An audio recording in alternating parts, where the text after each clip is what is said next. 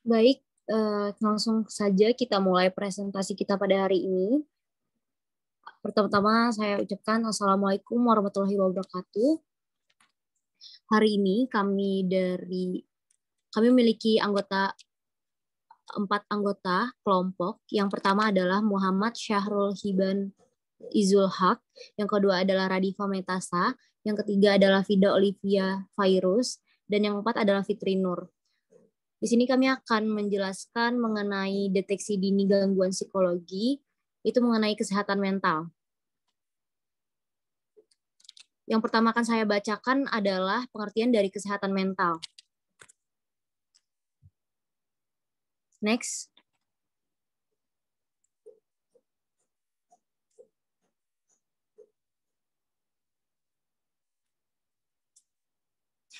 Sebelum kita memasuki kesehatan mental, di sini kita akan membahas tentang sehatnya dulu. Sehat bagi WHO adalah a state of complete psychical, mental, and social well-being, and not merely the absence of disease or infirmity. Menurut WHO, World Health Organization, sehat dapat diartikan adalah suatu kondisi di mana individu merasakan kesejahteraan maupun dari fisik, mental, dan sosial. Kesehatan mental dapat dirasakan individu ketika individu tersebut tidak menjalankan sesuatu di bawah rasa tekanan batin dari fisik, mental, dan sosialnya. Setelah itu, sedangkan kesehatan mental bagi WHO adalah a state of well-being in which the individual realize his or her own abilities, can cope with normal stress of life, can work productive and fruitfully, and is able to make a contribution to his or her community.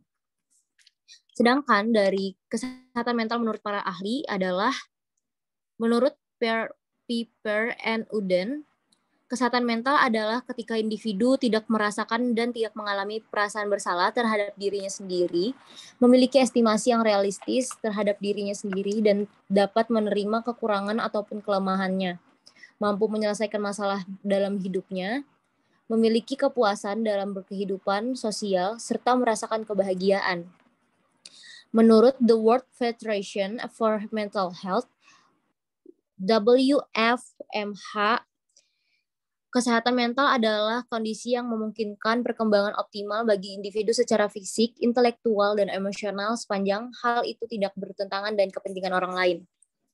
Dari pengertian di atas yang disebutkan tadi, dapat disimpulkan bahwa kesehatan mental adalah suatu kondisi keadaan ketika individu dapat menjalani hari-harinya tidak dengan keluhan dan menjadikan dirinya berkembang dengan optimal, baik secara fisik, kognitif, mental, emosional, dan sosialnya. Dan kedepannya mampu menyesuaikan diri sehingga menjadi seseorang yang mampu menyelesaikan masalah dan terhindar dari masalah ataupun perilaku yang buruk yang memungkinkan untuk menurunkan kualitas hidup. Selanjutnya adalah promosi kesehatan mental yang akan dibacakan oleh teman saya, Mbak Fitri. Dipersilahkan. Terima kasih Mbak Radifa. Di sini saya akan menjelaskan mengenai promosi kesehatan mental. Upaya pemberian dukungan pada kesehatan mental dapat dilakukan melalui 3 cara, yakni ada promosi, prevensi, dan intervensi atau kurasi. Nah, di sini saya akan menjelaskan mengenai promosi kesehatan mental. Pertama, menurut WHO, promosi kesehatan mental merupakan suatu kegiatan untuk menciptakan kondisi individu yang mendukung dan mengizinkan individu melakukan penyesuaian gaya hidup yang sehat. Kemudian, cara yang dapat dilakukan dengan cara meningkatkan kesejahteraan psikologis, kompetensi, ketahanan manusia, serta menciptakan kondisi dan lingkungan hidup yang mendukung. Kemudian, promosi kesehatan mental dapat dilakukan dengan cara mengumpulkan data terkait insidensi sebuah gangguan dengan tujuan masyarakat dapat meningkatkan kesadaran dan mendapatkan pengetahuan terkait permasalahan. Selanjutnya, akan dijelaskan mengenai prevensi gangguan psikologi yang akan dijelaskan oleh Mbak Oli.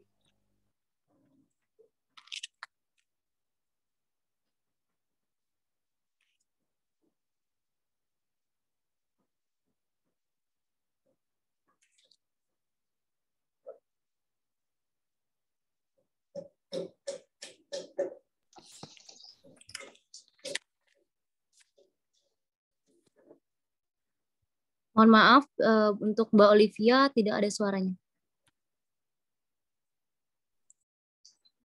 Baik, maaf sebelumnya. Ya, selanjutnya yaitu prevensi gangguan psikologi.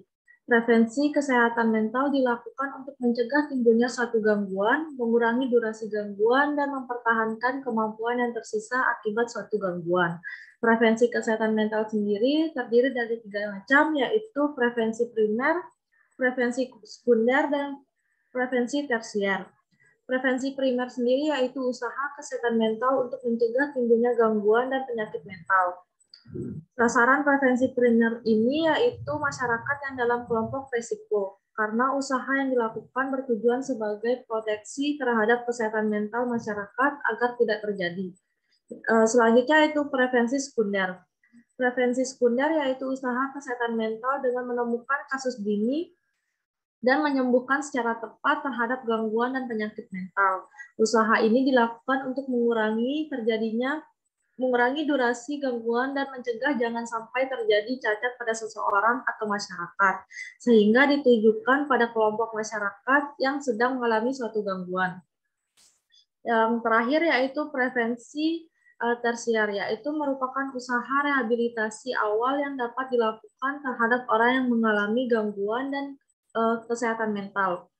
Usaha ini dilakukan untuk mencegah disabilitasi dan ketidakmampuan jangan sampai mengalami kecacatan, yaitu kecacatan menetap. Prevensi ini ditujukan pada masyarakat yang ada di institusi dan dilakukan proses sosialisasi di masyarakat.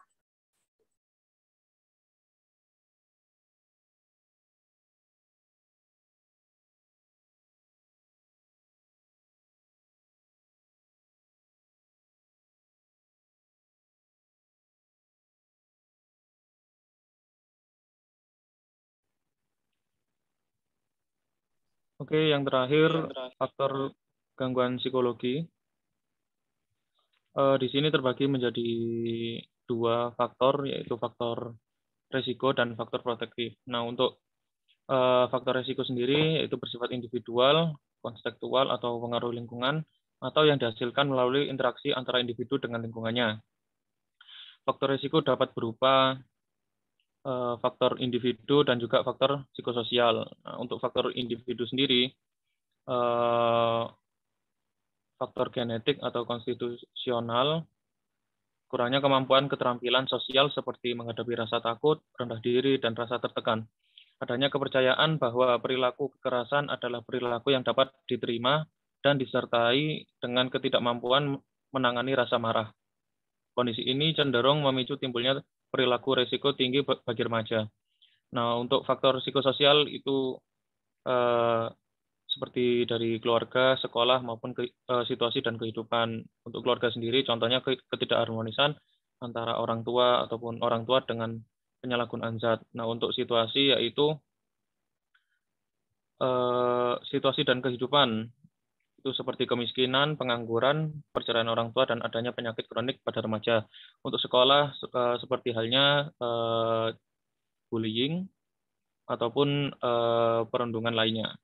Nah, untuk faktor protektif, Ruther pada tahun 1985 menjelaskan bahwa faktor protektif merupakan faktor yang memodifikasi, merubah, atau menjadikan respons seseorang menjadi lebih kuat menghadapi berbagai macam tantangan yang datang dari lingkungannya. Sebagai contohnya, ada beberapa faktor protektif. Yang pertama, karakter personal yang positif. Yang kedua, lingkungan keluarga yang suportif. Yang ketiga, lingkungan sosial yang berfungsi sebagai sistem pendukung untuk memperkuat upaya penyesuaian diri remaja. Dan yang terakhir, keterampilan sosial yang baik, tingkat intelektual yang baik.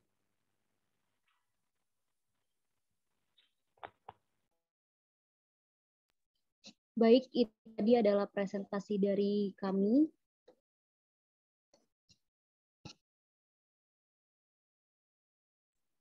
Sekian dari kami mengucapkan terima kasih dan wassalamualaikum warahmatullahi wabarakatuh.